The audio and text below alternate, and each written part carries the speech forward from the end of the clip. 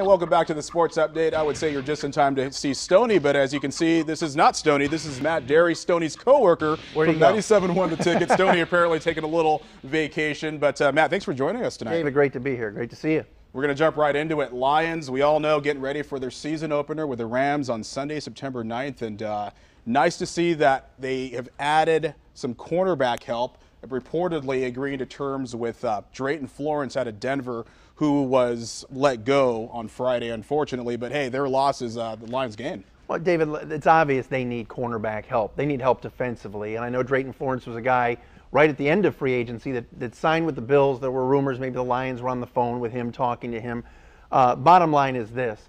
I think in the preseason we saw it. The offense is going to be really special. Yes. Matthew Stafford, Calvin Johnson.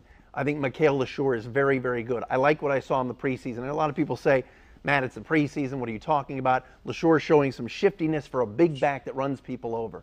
But defensively, I mean, David, cornerback help is paramount. Safety, is Delmas going to be healthy? Big-time concerns. Linebackers, still a concern.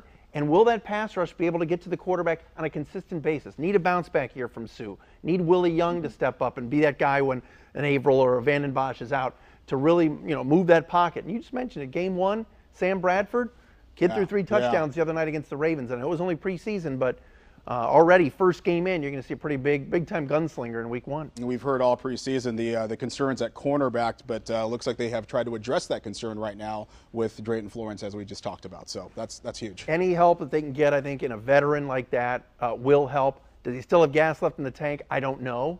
It's not like I've watched Drayton Florence. I haven't watched the film on him yet, but they need to get Chris Greenwood healthy. They need to get everybody healthy and lined up and figure out, and Bill Bentley too. Yeah. Going into week one, Dave, we still don't know who the starter is opposite of Chris Houston. It's crazy. But a lot of the dreaded anticipation on Friday as the Lions had to trim down the roster to 53. We saw Kellen Moore survive the cut. And I got to mention Joique Bell, Wayne State's finest, also making the 53-man roster. That's a nice opportunity for Joique Bell. It's a nice story. It's really, really special for a kid like that. It gives Wayne State some serious love, and it's nice. But all in all, I don't think the Lions are done. I think that you hope Joique Bell makes it, stays on, maybe gets a few carries until LeSure comes back. But I'm not 100% sure that this roster is where it's going to be maybe Tuesday, Wednesday, Thursday as guys get released, get waived. And most of those guys are gone now. But I think that the Lions are still going to be tinkering leading up to Sunday with this roster. I think guys that think they're safe, hold on a second. I think that there's still going to be some moves made by Martin Mayhew. Yeah, certainly shuffling things up. And we saw a lot of guys get released on Friday, but also a lot of guys were signed to the practice squad. One of the notables, Patrick Edwards, a wide receiver, undrafted rookie out of University of Houston, spoke with him on the phone today to get a sense of how nerve-wracking things were. And he says, man, I was just hoping something good would come out of the situation, and it has so far for him. No, and I think, not here to say that I'm some Patrick Edwards expert either, but this is a team that needs speed on the return game. And, with Stephon Logan, hopefully he's healthy, and we'll be ready in week one. But the Lions' special teams have been iffy in the preseason. In the past, sometimes the return game hasn't been great. I think for a guy like Patrick Edwards, if Logan goes down, he could step up. I know Titus Young in practice has returned punts and kicks too. But there could be a spot for him down the road if, again, there's an injury or if the return game is not great. Absolutely. Shifting our attention now to college football, we all saw what happened in the University of Michigan's opener with Alabama. Lots of talk about that. Denard Robinson, 200 yards passing, 27 yards rushing, but those 2 interceptions were pretty glaring. David, this kid is a special talent. He's a really good football player, but he can't throw. He cannot throw the football. It's been 4 years of this, and God bless him. He's tough. He's the leader. He's been Michigan football for a while. I thought the play calling was terrible last night. I didn't understand what Al Borges was thinking.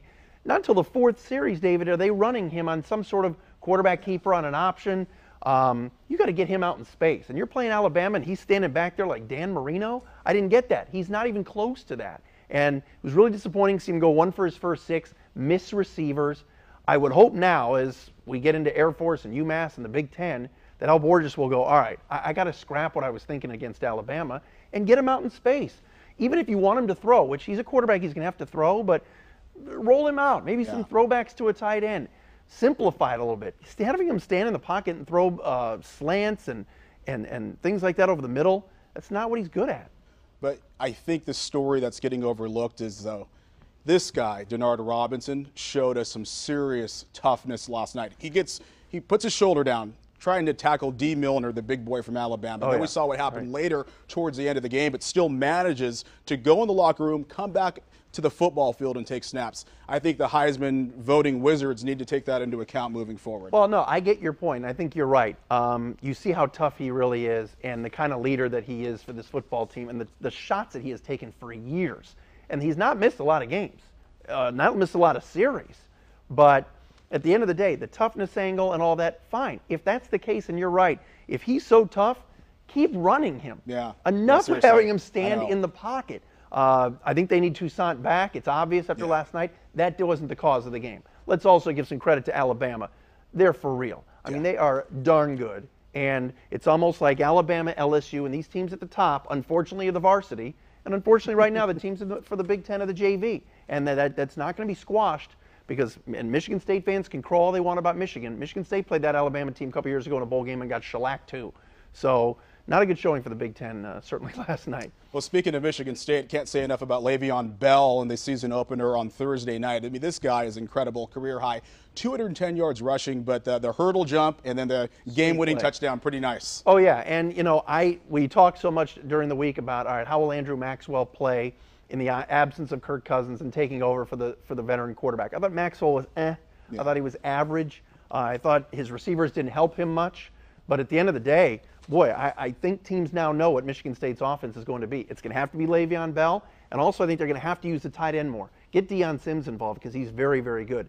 But Bell, somebody wrote, I think, on ESPN.com a couple weeks ago about a sleeper for the Heisman. Yeah, seriously. 50 touches in a game and not fumbling and tough, running people over. I mentioned LaSure earlier, running people over, but too, the shiftiness. Yeah. Le'Veon Bell's special. And if Mark D'Antonio is smart with the way Maxwell played the other night, and I'm not counting Maxwell out, it's one game and he's young. But, you know, boy, Le'Veon Bell's special. Okay. I would say Stoney would present the Stonehead of the Week, but you have a little bit of presenting to do on behalf of Stoney for the Stonehead of the Week. Yeah, you know, you and I talked on the phone earlier, and I guess I have to do the Stonehead of the Week this week. And I think fans won't like it, and I understand that, but the Stonehead of the Week this week has to go to, and I'm sorry I'm doing this, the Tigers' Miguel Cabrera. Miggy is a talented player. He's arguably the best hitter in the game. I think he is. This is a guy that is so special, but Thursday night against the Royals, you can't tell me he didn't jake it down that first baseline. You can't tell me he did not dog it and not run hard, causing Alcides Escobar to leap over Andy Dirks, who, by the way, with a great takeout slide, and he ran his butt off to make that play at second base a lot closer than it should have been. He dogged it. And unfortunately, in this pennant race, when it's so important and every single game counts, I know his ankle's bothering him. But look straight ahead and run as fast as you can and don't even ball watch. Don't even look down at second base. And unfortunately, Thursday night, the great Miguel Cabrera has to be my Stonehead of the Week. That was a big play. I'd rather see Prince Fielder hit with 2 on and 2 out than that game having to end like that. So had to give him the Stonehead, Dave. I'm sorry. You heard it from Matt, presenting the Stonehead of the Week on behalf of Stoney. You can catch Matt during the weekdays and the afternoons on 97.1 The Ticket. Matt, we appreciate you coming by and spending some time with us. Good to meet you. Yep. You too. All right. Stoney's Stonehead of the Week is brought to you by Capital Mortgage Funding, the best mortgage bankers. Call 1-800-LOW-RATE.